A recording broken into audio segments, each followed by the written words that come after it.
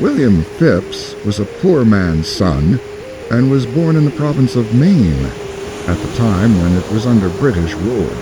In his boyhood and youth he used to tend sheep upon the hills, and until he had grown to be a man, he did not even know how to read and write. Tired of tending sheep, he next apprenticed himself to a ship carpenter and spent about 4 years at this work.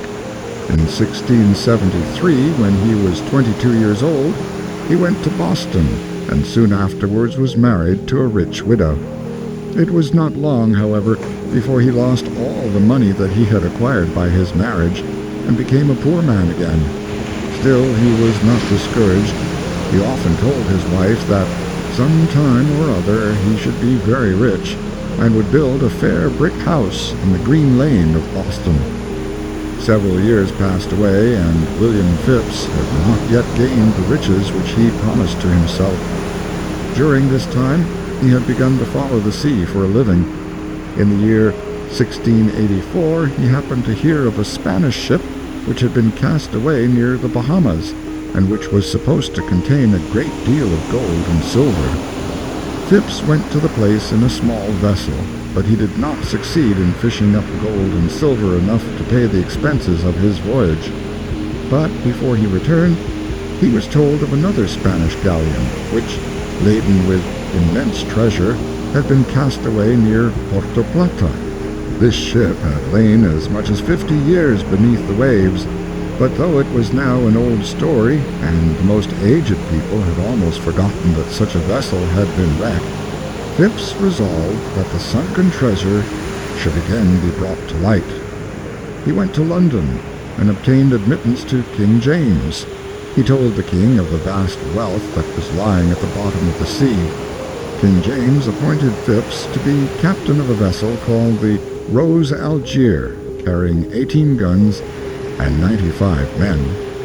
Captain Phipps sailed from England in the Rose Algier and cruised for nearly 2 years in the West Indies, endeavoring to find the wreck of the Spanish ship.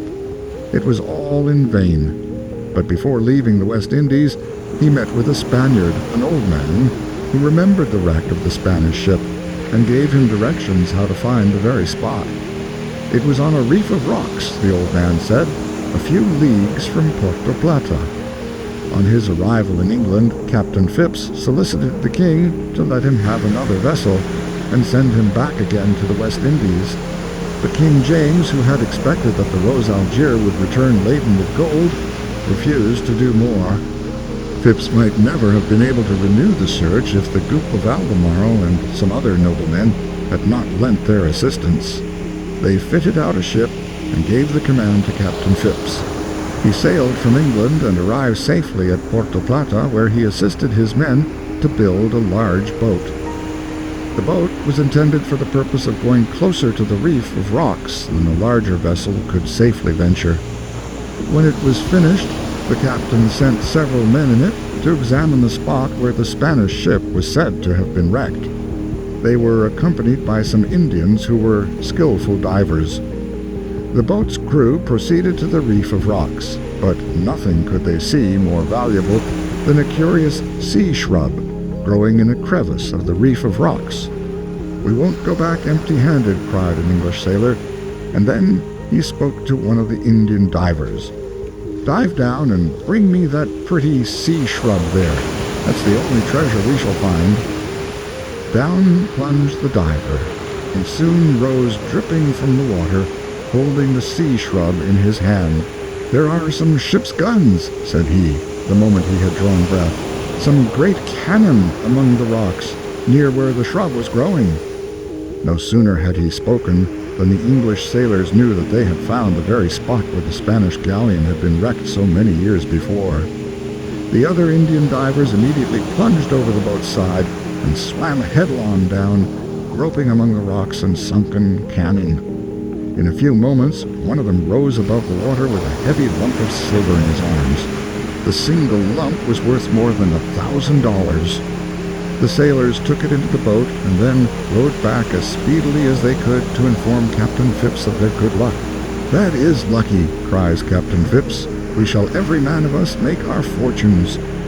Hereupon the captain and all the crew set to work with iron rakes and great hooks and lines, fishing for gold and silver at the bottom of the sea.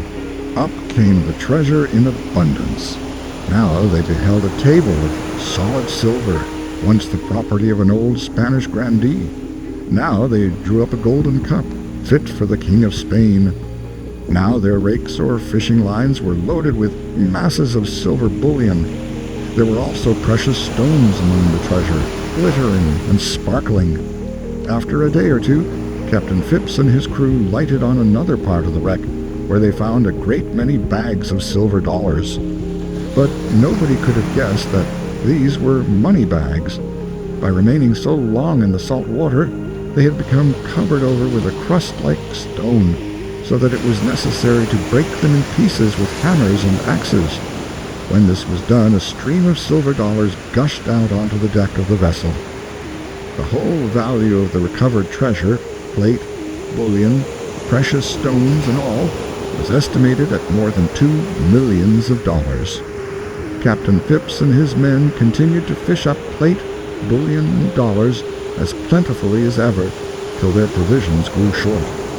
Then, as they could not feed upon gold and silver, Phipps returned to England, where he was received with great joy by the Duke of Albemarle and other English lords who had fitted out the vessel.